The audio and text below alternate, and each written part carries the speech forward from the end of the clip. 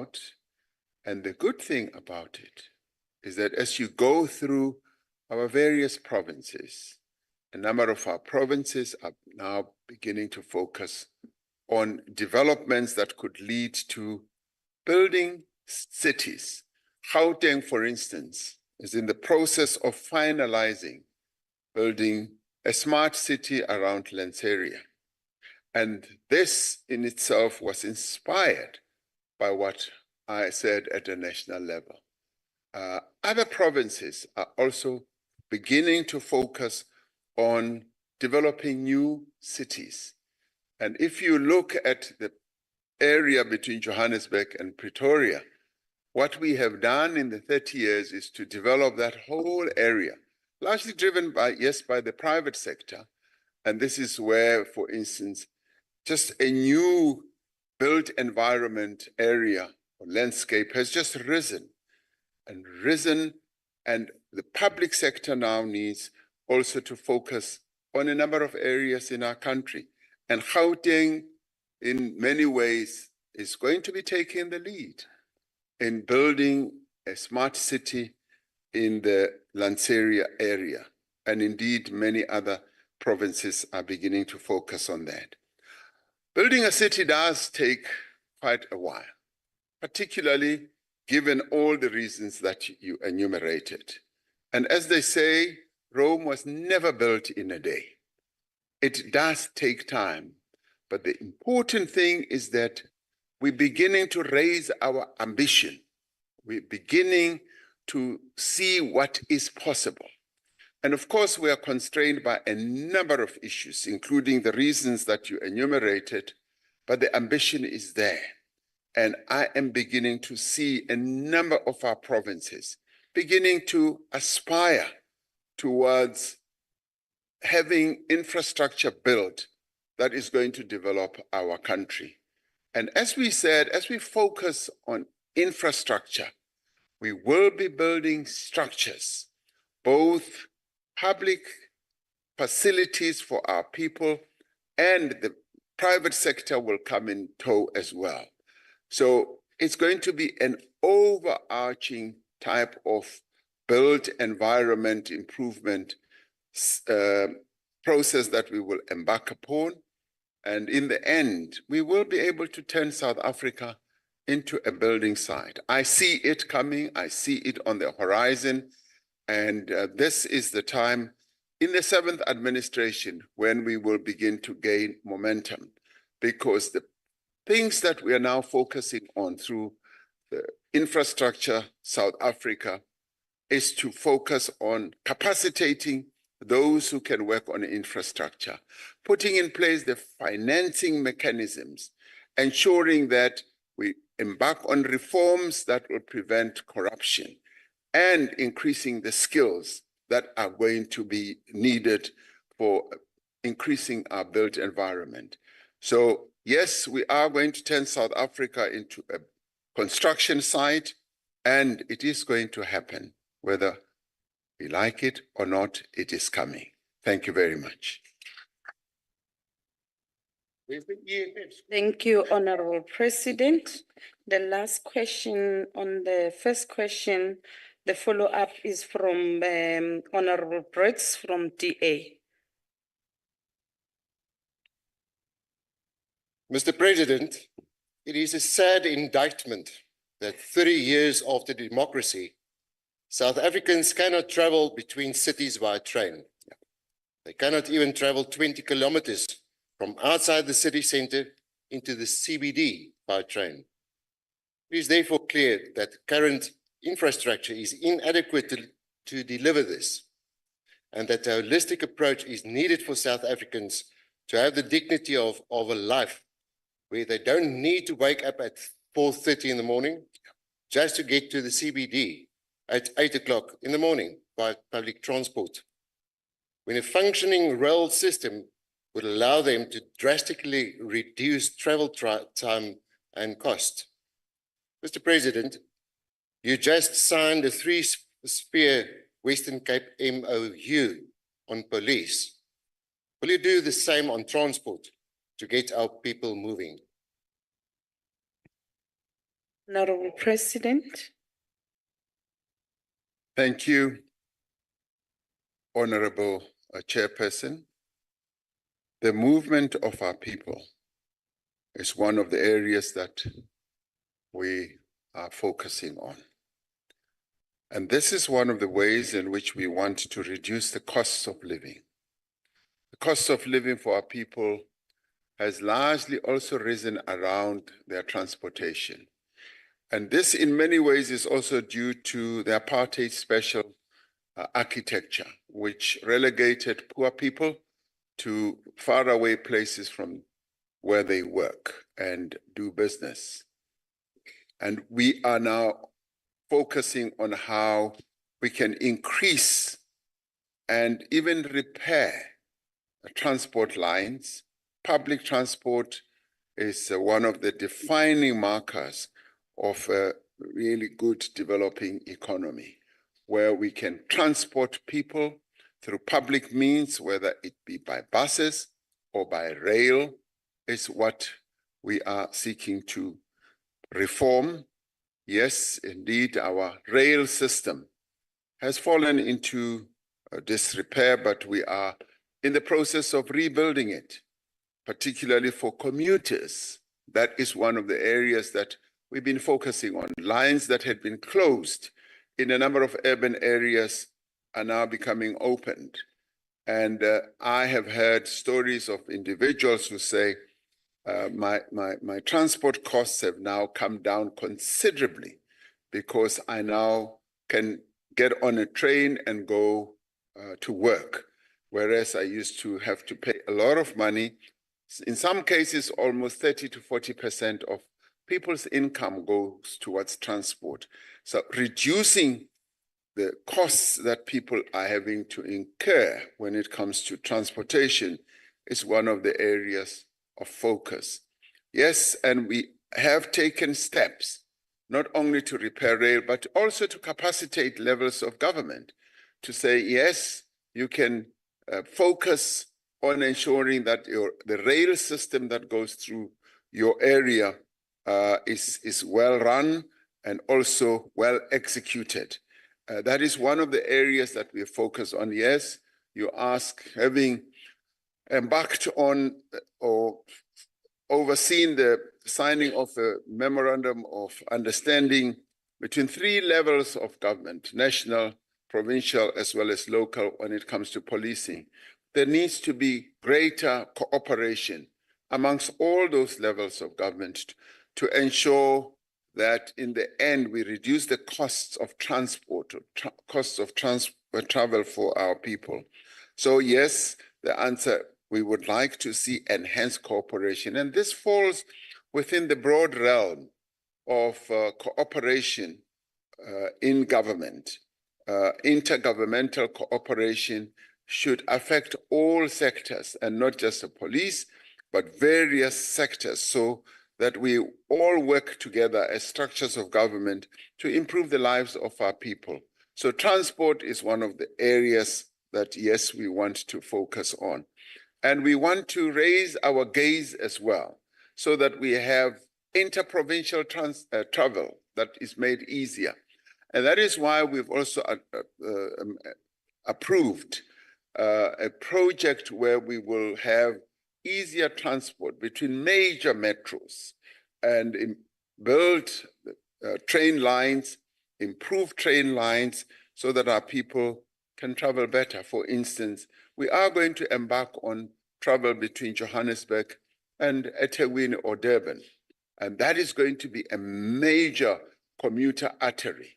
And between Johannesburg and, for instance, Messina. And many of these areas are going to be focused on as we move on. So they are on our radar screen, they are on our sites, and we are going to embark on that as we improve infrastructure in our country. Thank you, Honorable Member. Thank you, Honorable President. We are now moving to question 2, which is asked by Honorable Pina to the President. Over to you, Honorable President. Honorable Chairperson, we launched the Presidential Health Compact initiative in 2019. The Health Compact that was entered into then is a framework of cooperation between critical sectors in our country to improve health outcomes. And through this, we were able to bring together various key role players in our country, in government, in business, in labor, in civil society, in academia, as well as traditional health practitioners, and also allied health practitioners and patient user groups, including those who manufacture health products. Now, this was a formidable coming together of all these key role players in one of the most important areas that affect our people's lives. In 2023, we convened the second Presidential Health Summit and produced what we call the second Presidential Health Compact for 2024 to 2029. On the 22nd of August, Deputy President Paul Mashatile signed the compact on my behalf, as I had an eye infection at the time, and that was the signing of the Health Compact that brought together signatories from a number of representatives or sectors. The compact aims to ensure multi-sectoral involvement in the health systems, strengthen the healthcare system, and to prepare it for the implementation of the National Health Insurance. Some stakeholders, specifically from business, chose not to sign the second Health Presidential Compact. They had a number of reasons why they did not come, having come the first time round. They cited their concerns with regard to the Health Insurance Act and references to NHI in the compact. We believe there is nevertheless good reason for these stakeholders to be involved in the work needed to achieve the aims that are contained in the compact. Through the compact, we aim to invest in a capable, compassionate, fit-for-purpose workforce in the health sector. We aim to strengthen local manufacturing of health products and ensure health infrastructure meets the necessary quality standards that our people require in the health system. The compact also seeks to use the capabilities of the private sector to enable equitable access to quality services for all citizens. It seeks to maintain the gains that have been made in the National Quality Improvement Plan to ensure users experience the same quality of care, whether in a state or a private facility. The compact also aims to ensure adequate community engagement and inclusivity in the health sector, so as to ensure that other people don't feel excluded in health care, where they get inferior healthcare services. Importantly, the compact aims to ensure that the National Health Insurance is implemented affordably, deriving value for money, and also eliminating corruption. These are the objectives which all stakeholders can support and work towards. We therefore encourage all role players to be involved in pursuing all these objectives, noble objectives at that, so that we can ensure that we have a healthcare system that will serve all the people of our country. The implementation of the compact is overseen by a joint monitoring and evaluation steering committee that brings together all the key stakeholders who are part of the compact. All these people who attended the recent signing of the compact agreed on also its terms of reference, which include strengthening the health system in preparation of the implementation of the National Health Insurance. We hope that all stakeholders will use this forum to engage. Now, through continuous engagement, which I am calling for even on the NHI, stakeholders should be able to find each other and to find solutions to some of the problems that still exist. By working together on the fundamental issue on which we agree, we will be able to make a significant contribution towards improving the quality of healthcare for all South Africans. And this we will be able to do through engagement, through not boycotting, but also through talking to each other on a continuous basis. Thank you, Honorable Chairperson. Thank you, Honorable President, for such an elaborative response. I will now invite a follow-up from Honorable Pina from DA. Thank you, Madam Chairperson. Agbare President. Middag.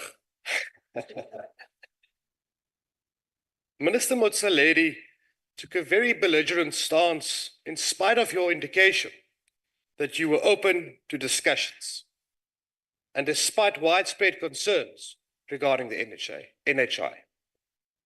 Are you, Mr. President, and Minister Motsoaledi not concerned that the NHI Act is a breach of an individual's right to dignity and freedom of choice, as enshrined in Section 10 of the Constitution? Thank you, Madam Chair. Honorable President, you may respond. Thank you very much. I want to reiterate that the process of engagement is a true hallmark of how I function as president and how the government that I lead also functions.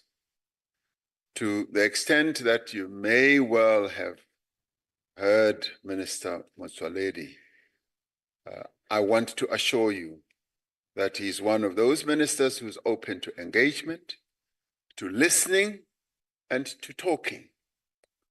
And yesterday he had a fairly lengthy discussion with me over lunch, and we discussed this matter. And we both agreed and underscored the need for exchanging views with those who may well have concerns. And those who have concerns are South Africans. They are South Africans whose views we must hear. I should tell you that Business Unity South Africa have written me a fairly long letter where they are raising their concerns, as have others. And they've requested that I should engage them. And I said to the minister, we meet them. We are going to meet them and hear the concerns that they've been raising over a long time. Now, the National Health Insurance is now an act of Parliament. I signed it, having been passed by this Parliament. This Parliament passed the act, and in doing so, it took into account the various inputs that had been made by a multiplicity of people through the length and the breadth of the country. But in its own wisdom, this Parliament, both the National Assembly and the National Council of Provinces, in the sixth administration rather, then passed the act, which I signed. There are people who still want to talk about the implementation of the NHI. And I'm open that we talk about how this act is going to be implemented and to hear the concerns that they have, which is precisely what I am going to be doing in the course of the coming few weeks. And am I concerned about eroding the dignity and the freedom of choice of South Africans? No. The dignity and the freedom of South Africans is guaranteed in our constitution. And I cannot ever be seen to be violating that, nor can this House, as Parliament, be seen to be violating. And if any act or law that we have passed is seen to be violating that, we should all know as South Africans that the Constitutional Court will be the arbiter, will declare whether that is so or not. But that does not prevent us from examining the views and hearing those who may well have issues. And as I said, it is about how we implement and how we strengthen our health system. That is what we need to focus on. Can we have a health system that is going to deliver good health services to South Africans?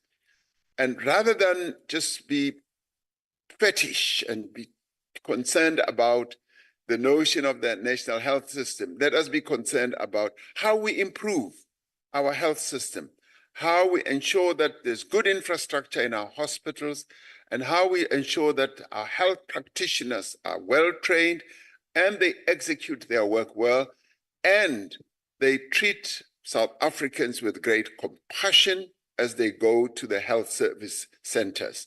That should be our focus. And I call on all of us as South Africans to focus on that issue, because that is the important issue. And of course, the cost of healthcare is what we need all to be concerned about. Costs of healthcare are escalating all over the world. And whichever country you try to examine, you'll find that they are escalating. Now, our government has determined that we are going to reduce the costs of living. And one of the ways in which that can be curbed is through the implementation of the National Health Insurance. And I want us to work together to see how we make life better for all South Africans and how we reduce the cost of living, the cost of healthcare for all South Africans. And the National Health Insurance therefore gives us a great opportunity, all of us, to embark on this journey, because healthcare affects everyone. Whether you're today healthy, tomorrow you may not be so healthy. So it is therefore important that we focus on how we can improve our healthcare system. And I invite you and everyone else to join us in this journey of making sure that this is achieved. Thank you, Honorable Chairperson. Thank you, Honorable President. The next follow-up question is from ANC, which will be asked by Honorable Mokweli. Thanks very much, Chairperson, honorable members, Khotso, Mr. President. Dama. Chairperson, Your Excellency, my question is whether in light of the recent discovery of widespread corruption involving lawyers, hospital, staff, and patients in fraudulent medical negligence claim, government is looking at using the signing of second presidential health compact to rally all healthcare practitioners and professionals to fight, wage and concerted fight against corruption in the health sector and ensure that there are harsher consequences for those who are involved in grant theft and looting of public resources that will have otherwise been used to expand access to healthcare to our people. Thank you, Chairperson. Honorable President, I think it was more of a comment, maybe if you would want to speak to it as well. Over to you, Honorable President. Thank you, Honorable Chairperson. A wonderful comment at that. And all I would add is that, yes, the issues that you raise, Honorable Member, is precisely what we want to focus on. There have been those who have focused on fraudulent activities or executing fraudulent activities through the healthcare system. And some of them have been through legal actions and through misrepresenting either patients or whatever, and they have often sought to find loopholes that they can utilize to defraud the system. And in many ways, as we often say, that corruption is a crime against the people, because that weakens our healthcare system. And it is precisely this that we're now focusing on. I've signed a number of SIU directives to have investigations launched to deal precisely in large measure in the healthcare sector, where we've either seen acts of corruption. We want to reduce and eliminate corrupt activities in the healthcare center as a system, and it is through vigilance and paying more attention that we will be able to do so. So we want to focus on those who are perpetrating those acts of corruption, and we will find them and they will be dealt with. The good thing is that as we strengthen our criminal justice system, we will be able to find those people, and we want to remove as much room for them as possible so that those acts of stealing resources that are meant to improve the lives of the people of South Africa are limited and are eliminated. So thank you very much for your comment. Thank you, Honorable President. The next follow-up question is from MKP, which will be asked by Honorable Mokoena. Good afternoon, President. The National Health Insurance is facing widespread criticism over its feasibility and potential for corruption. And can the President then provide clear details of how the government plans to fund the NHI sustainably and to ensure accountability and prevent it from becoming another misguided state program? What safeguards will be in place to protect it from becoming the same failures that we've seen in the public institution? And I hear the President saying that there will be SIU interventions to catch those who are defrauding the system. However, we'd like to know what preventative things or programs are in place to stop or to curb people from actually trying to rob the system. Thank you, President. Thank you, Honorable Member. Honorable President. A number of, if I can call them, mishaps that we have had where acts of corruption have been perpetrated in a number of ways, and by a number of people have taught us and continue to teach us a lot of lessons about what not to do as we deal with the lives of our people in terms of seeking to improve them, as well as we deal with the public resources that we are mandated to manage. And your question is, how are we going to fund the NHI? I mean, of course, the NHI process of funding is ongoing. And I've often said that it is ongoing. It is being clearly determined. Our Treasury and our Health Department are working vigorously through a process of doing precisely that. And the national health systems in many other countries are usually funded through various means, public resources and all that. So we will be able to determine exactly how that is going to be done.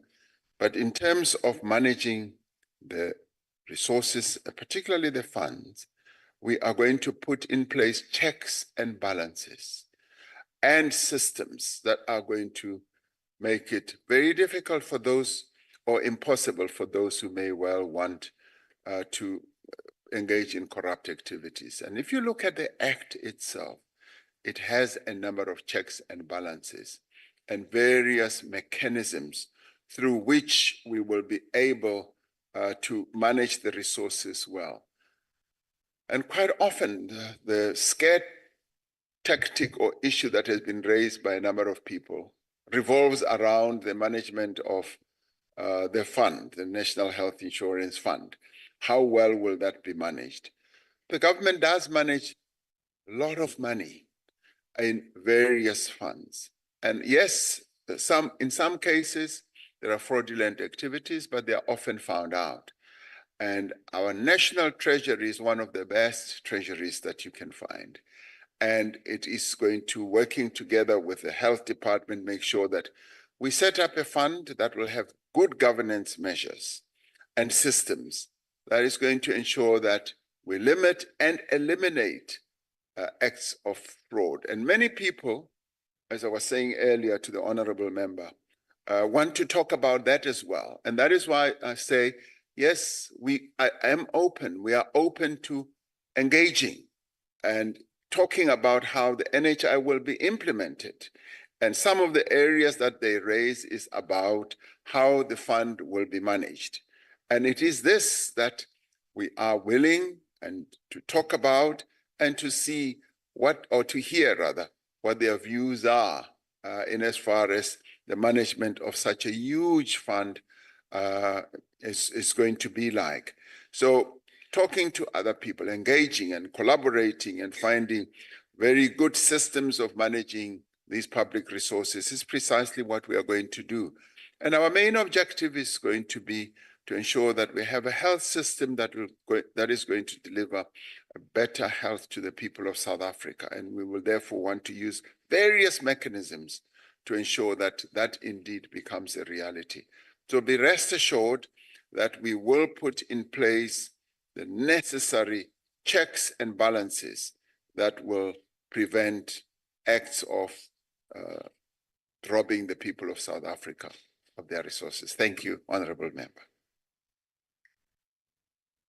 Thank you, Honorable President. The last follow-up question from this question is from Honorable Kennedy, EFF.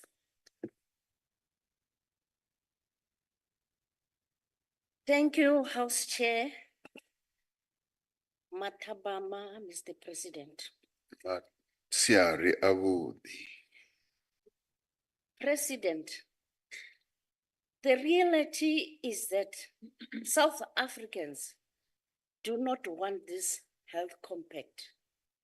As our people living in rural areas, in townships, in informal settlement, will still be subjected to the same public hospitals and clinics, while on the other side, the affluent ones will have the utmost benefit due to their proximity to the private institutions. Therefore, this bill will have no impact on the lives of those who suffer under our public health system. So, in light of this, has the President considered opening clinics for 24 hours, 7 days a week? If so, could the President please provide details in this regard? If it's not like this, what is hindering this? Thank you, Mr. President. Honorable President. Honorable Member, Chairperson, and Honorable Member, thank you very much for your question. I beg to differ with you when you say the majority of people or South Africans do not want this health compact. That is not true. As I said earlier, we signed a health compact in 2019. And the health compact was, if you like, a harbinger, a preparatory process of the development of our health system, leading us to, say, the national health insurance. Many role players, including grassroots organizations, including your traditional health practitioners, were there from the rural areas when they signed the health compact in my presence. And similarly, with the second health compact, we still had a number of organizations. And those that I spoke about who did not come are those who raised concerns about the national health insurance, particularly its implementation in relation to one or two sections thereof. And even those who have concerns, their concerns really go around one or two sections of the national health insurance. In the main, most of them say we support, but they also support the principle of a universal health coverage, which, by the way, honorable member, is, if you like, a dictate from the World Health Organization or the United Nations that has said that through its sustainable development goals, we must move, countries must move towards embracing and having a universal health coverage system. This is the journey that we have embarked upon. Now, if anyone thinks that we are mad or have lost our minds, I'd like you to know that we are following the global guidance of which we are part of at the international or global level. So it cannot and is not true that many do not want the health compact. Now, but you raise a very important and specific question about our clinics. That could our clinics be open on a 24-hour basis? That is our aspiration, clear aspiration in a number of areas in our country. The hours of opening are continuing to increase. And in support of what you're saying, honorable member, is as I go around the country, as we hold in Bezos, these are some of the things or sentiments that are articulated by our people. They want ever open clinics. They want to be able to have easy access. And I agree that yes, we should have health centers, clinics that will be open and accessible all the time to our people. And of course, it is those budgetary constraints that we have, where, for instance, opening up a clinic means that you more or less need to have 3 shifts, a morning shift, a day shift, and a night shift, where you need to have people that are always going to be present, and they require the relative payment that needs to be made to them. So as our budgetary, as our financial fiscal position continues to improve, I see us acceding to that type of aspiration that you're articulating, which aspiration I agree with. And I agree with our people who say we want clinics and or health centers that will be open most of the time. So I agree. It's a question of ability, largely driven by the constraints that we have. So you'll be pleased to know that I agree with you. So that's one thing that the EFF today can say the president agrees with.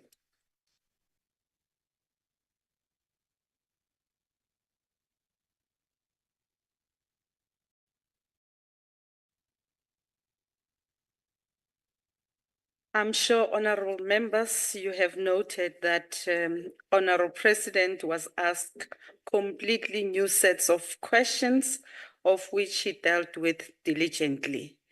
This is indeed indicative of the government that is ready and willing to serve its people. We have noted that and we appreciate that, Honorable President. We now move on to the next question, which is question number 3. The question is asked by ANC, Honorable Mananiso. Over to you, Honorable President. Thank you, Honorable Chairperson. With that accolade, I thought you were about to say, President, you can go home now. We're still enjoying your president. We're enjoying ourselves with you here today. Honorable Chairperson, honorable members, much higher levels of inclusive growth are needed to achieve sustainable employment in our country. That is why this 7th administration, that is made up of the Government of National Unity, has placed inclusive economic growth as its apex priority. However, it will take time for such growth to meet the scale that is needed in our country. This is why a range of complementary measures are required to address poverty and enable economic participation. The Presidential Employment Stimulus, which we launched, as you may recall, during the period of COVID, is a program or an initiative rather that enables support for public employment, livelihood support, as well as enterprise development.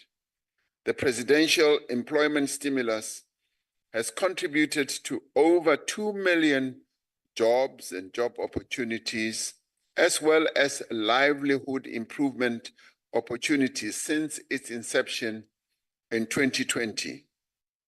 The Social Employment Fund, which is implemented by the Industrial Development Corporation under the Department of Trade and Industry and Competition, has created well over 100,000 jobs. The fund creates work that serves the common good at community level, supporting food security, informal settlement upgrading, combating gender-based violence and femicide, amongst many other forms of work. Subsistence farmers have also been supported to enhance their production, and this has contributed to increased levels of production and releasing a number of hectares of farming land under cultivation.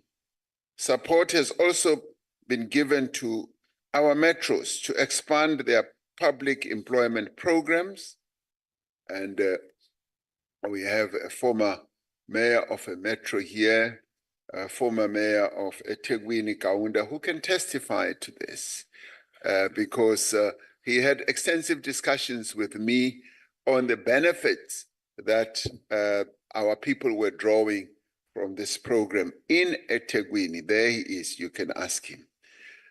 Since 2020, as many as 4.5 million young people have registered on the SA Youth Mobi Network, which was established by the Presidential Youth Employment Intervention. And now this platform has enabled young people to access just over 1.4 million earning opportunities as potential employers now utilize this platform to source young people for employment. Many employers now visit that platform as they seek to get young people for employment. A key innovation is the Jobs Boost Outcomes Fund, currently in its pilot form.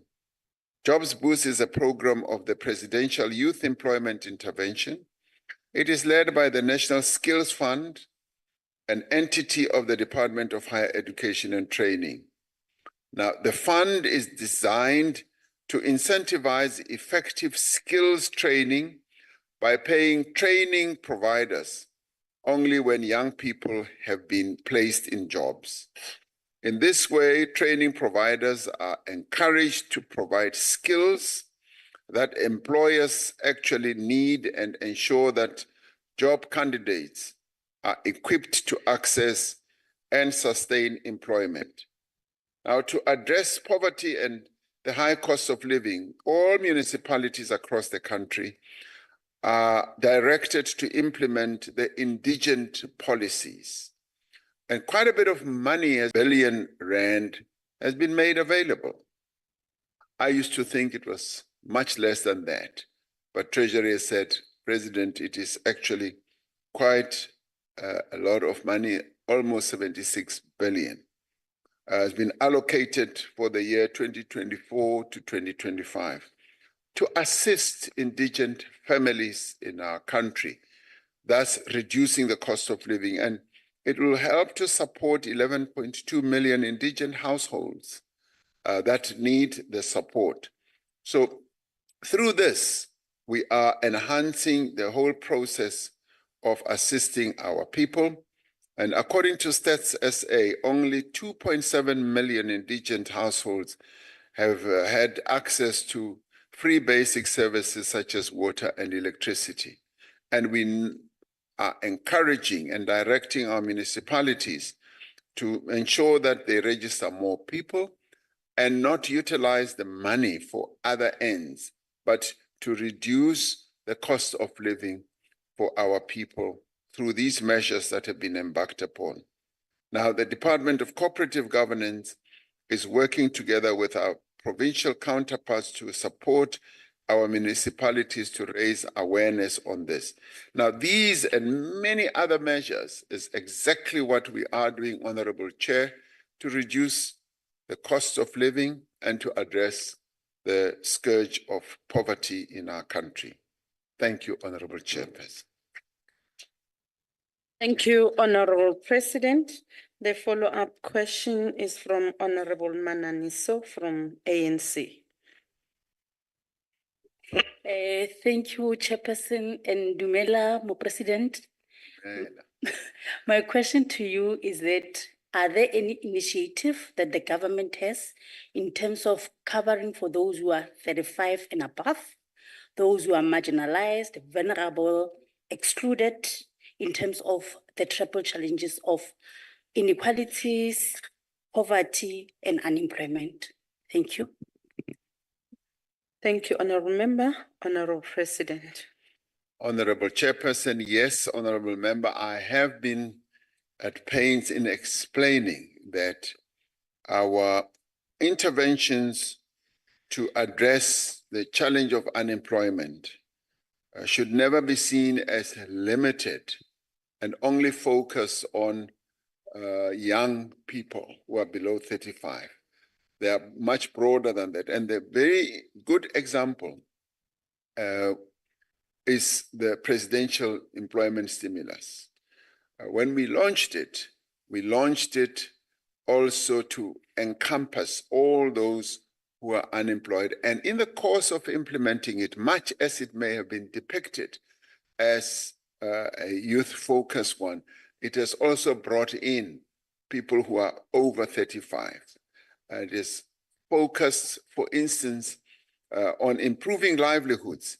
It has focused on people who are involved in subsistence farming, where we have supported hundreds of thousands of our people in improving their economic livelihoods, in subsistence farming, in enterprise development, and all those have been with a view of addressing the challenges that our people are having on an overall basis. So the notion that we're focusing just only on just those who are below 35 is not true. We are focusing on all our people who are facing challenges. Now, employment has risen in an exponential, unemployment rather, has risen in a horrible manner in our country, and we need to focus on all sectors of society and not just focus on one. Of course, the young people bear the heaviest burden because 60% or so of young people in our country are the ones who are most unemployed. And we obviously need to focus on them, but not at the expense and to the detriment of those who are above 35. So we will focus also on those who are above 35 and open up opportunities for them to eke a livelihood from the growing economy of our country. Thank you, Honorable Member. Thank you, Honorable President. The next follow-up question is from Honorable Farmer from PA.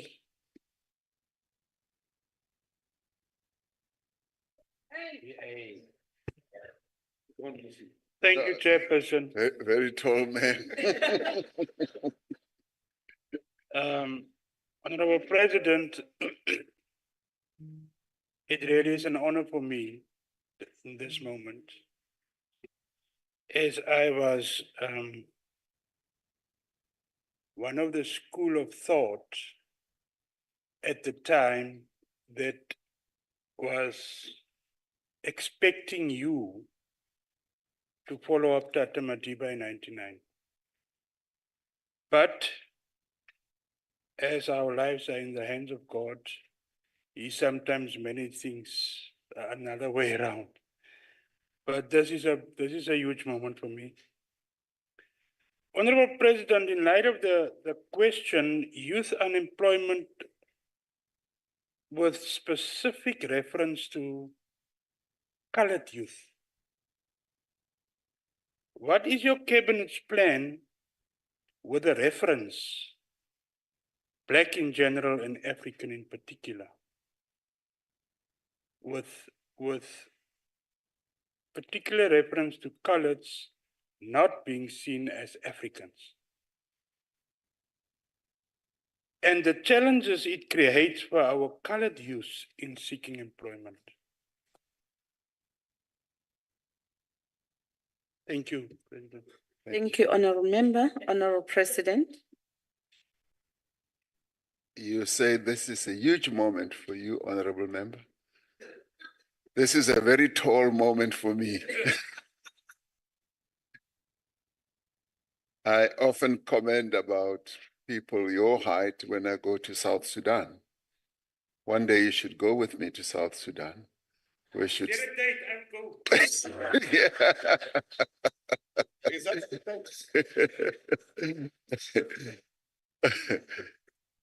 We are all Africans. We are all Africans born and bred on this continent, and the utilization of the term at the height of our struggle, as we were prosecuting the struggle in the way that you explain it, was the way in which we focused on the way the oppression was manifesting itself. Let's face it, African people in our country were African as people, and we're all the same people.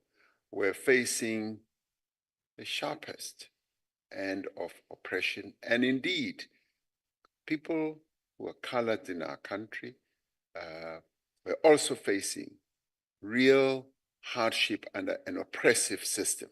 So it applied to all of us.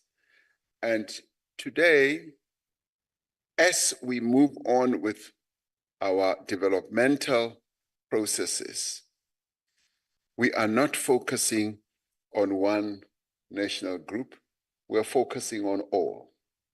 And we are saying we need, as a non-racial country, and a country that is seeking to create cohesion in South Africa, to unite all the people of South Africa. What the government does, and indeed what society also does, must unite all of us. We must embark on processes that are going to see to the development of all our people, be they white, be they colored, be they African, be they Indian. All of us need to be able to say, yes, we are developing, and employment programs must also focus on that group that you are talking about, colored young people and all young people in our country. And in fact, you will find that our employment stimulus program has encompassed all. It is not focused on one group. It is an overarching group and has brought in a number of young people, a number of people right across the national groups in our country. South Africa is a country where all of us belong. It belongs to all of us. And no national group must ever feel that the one is favored over and above the other. We are all the children of this country. And what happened in the past is precisely what we must deal with collectively. And as we deal with it, we must never fall into the temptation that one group is favored more than the other. We want to see development raising all boats.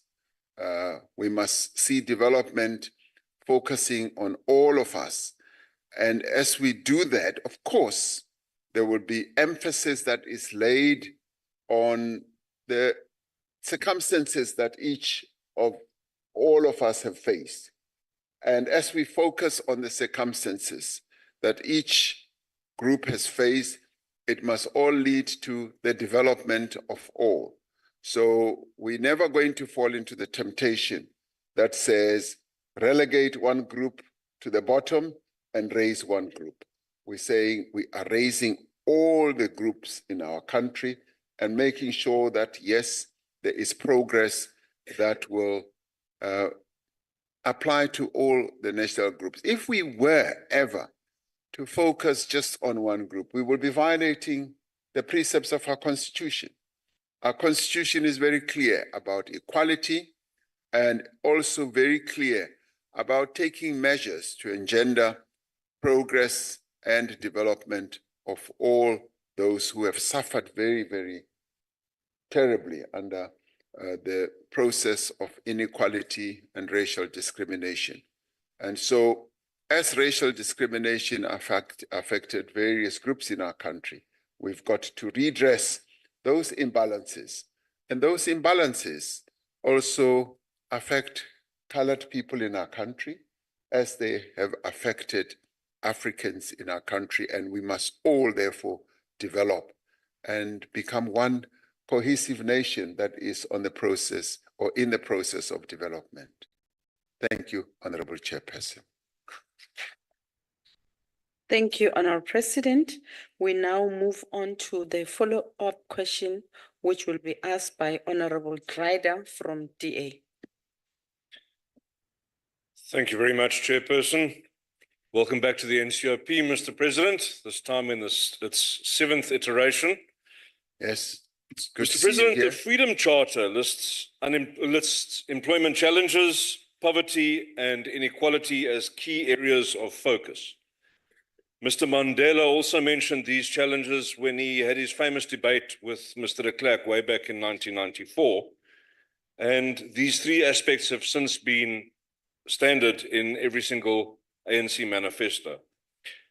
With President Kgalema Motlanthe then being the first on record to put them together and call them the triple challenges. Now, anyone who's listened to ANC speeches since then will agree that triple challenges has become one of the stock phrases to be inserted into every speech. But in spite of all of this focus, unemployment is at an all-time high, poverty remains as challenging as ever, and the Gini coefficient has worsened. Now, ANC policies are clearly not working, and the voters agree, which is why they delivered a government of national unity. The GNU, Mr. President, is an ideal opportunity to take a look at new ideas and for these to be discussed and tested.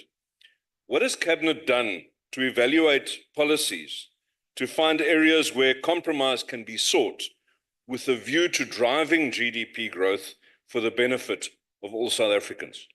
Thank you, Mr. President. Madam Chair. Thank you, Honorable Ryder. Honorable President. Honorable Chairperson, and thank you, Honorable Ryder. It's good that you're still one of the old timers of the NCOP. Very few then left. Yes, indeed. Indeed. Honorable Member, you will know, of course, that when we put together the Government of National Unity, it was underpinned by what we call the Statement of Intent. Now, the Statement of Intent is a clear set or contains a clear set of principles. And one should never see it as a compromise. That is clearly not a compromise. It is a very clear statement that says we need to focus on what will take our country forward. And those principles include what we need to do from a policy point of view, from an execution point of view.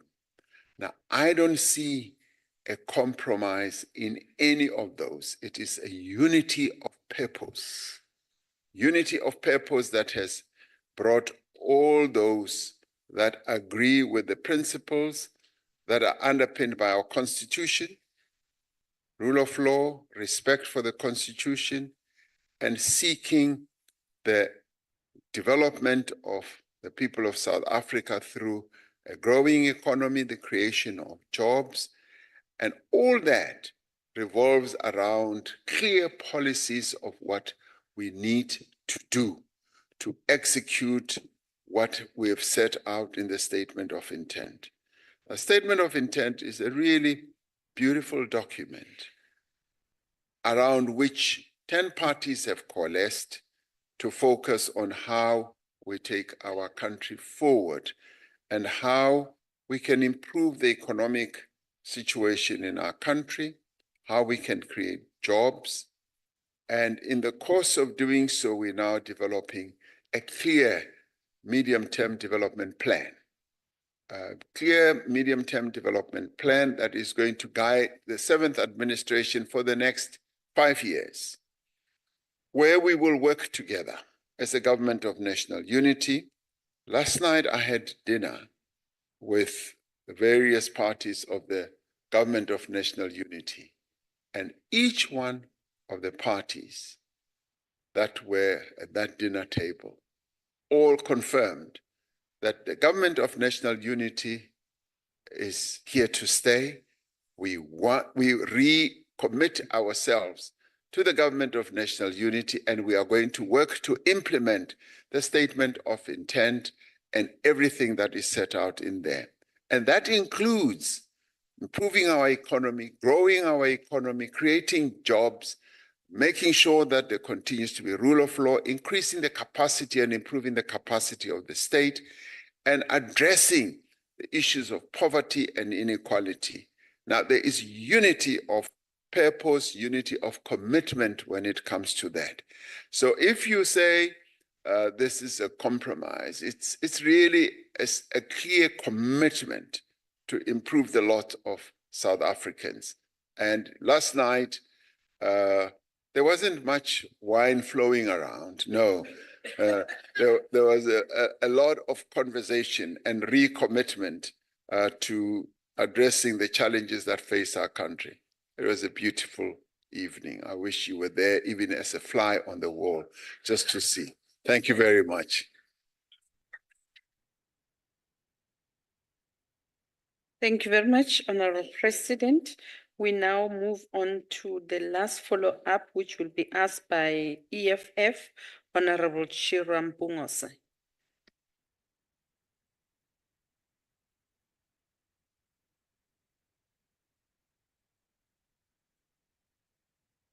Ngiyabonga Sihlalo.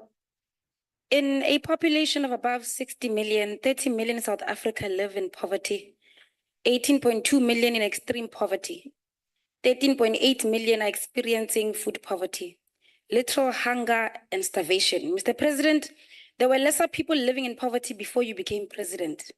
There were lesser people unemployed, lesser violence against women and children, lesser murders, lesser femicide. Millions of our children under your presidency experience multidimensional poverty, whether deprived of healthcare, housing, nutrition, information, water, and sanitation. These harrowing statistics have never dropped since you became president. Instead, they continue to rise under your presidency. Poverty has worsened in South Africa since you became president of South Africa.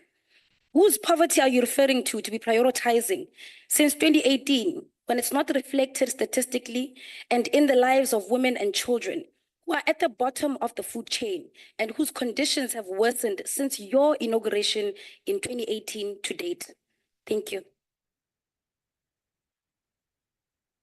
Honorable President, again, I've not heard any question that has been asked.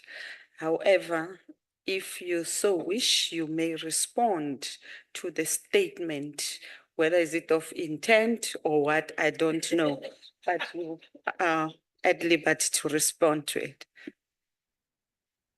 Thank you, Honorable Chairperson. I've listened to the Honorable Member a few times, and one thing that she's really good at is having a statistically driven mind. She's very good in regurgitating statistics, and with the greatest of respect, I should say some of the statistics that you put forward are a bit skew and flawed. But with great respect, I say, I did not hear any question being put forward. I just had Speaker. Point of order, please. Chairperson. Ngicela ukuthi Honorable sihloniphane, Chairperson. member, Ngibuzile are question, you- ngithe ku-President, whose poverty Honorable are you member, referring to be inhlonipho prioritizing? ayiqale ngawe, sisi. Umbuzo Just a lona. moment. I have Ngicela not given sihloniphane you a singapatronizani. platform. You are already speaking, honorable member. You have risen on the point of order. We have afforded you an opportunity to ask a follow-up question, of which you made that statement and accordingly afford the president to address you on the issue that you have raised. Over to you, Honorable President. You may respond to the statement that has been made before the House. Honorable Chairperson,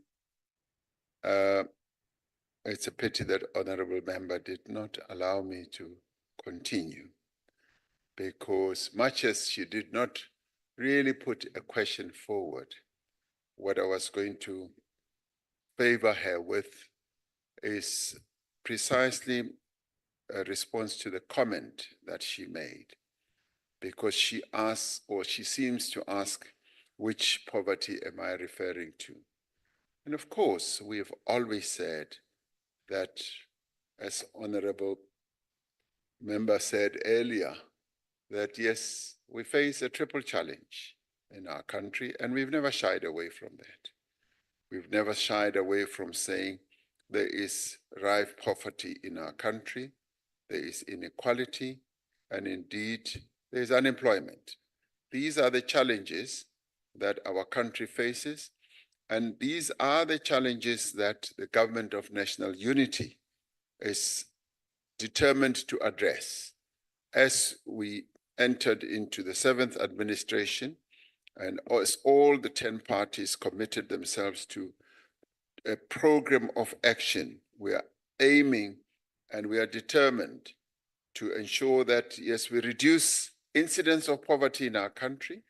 The poverty, yes, that affects millions of South Africans, unemployment that affects millions of South Africans, and to reduce inequality in our country. This is what we have committed to doing. And so if you care to know and to listen, the Government of National Unity is committed to doing precisely that. And the vigor and the commitment that we are underpinning our work with is such that as we grow our economy, as we embark on more and more developmental initiatives, we will be able to reduce unemployment and create more jobs. And through that, we are certain, I'm certain that we'll be able to reduce poverty as well, and in the end, address the challenge of inequality. Thank you, Honorable Chairperson. Thank you, Honorable President. Honorable President, we now come to question number 4, which is asked by Honorable Makesini from EFF. Over to you, President.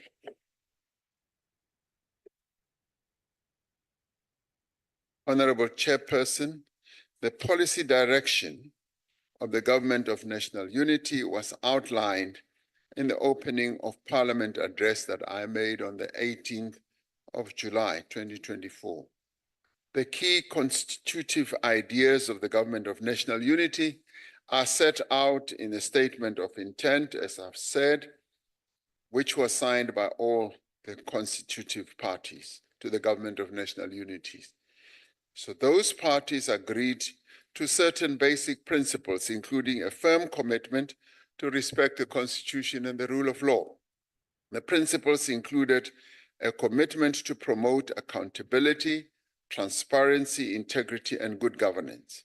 The parties also agreed to a minimum program as the foundation of the work of the GNU.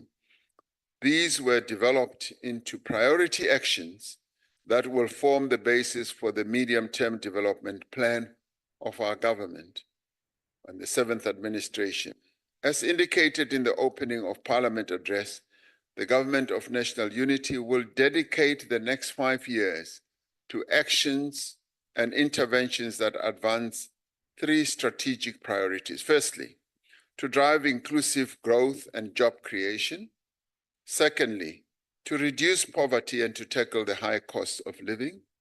And thirdly, to build a capable, ethical, and developmental state.